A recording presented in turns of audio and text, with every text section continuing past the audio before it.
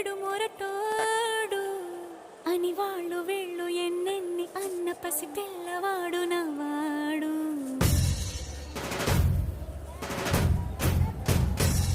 విడు ముండోడు అని ఊరు వాడ అనుకున్న గాని మహారాజు నాకు నవ్వాడు.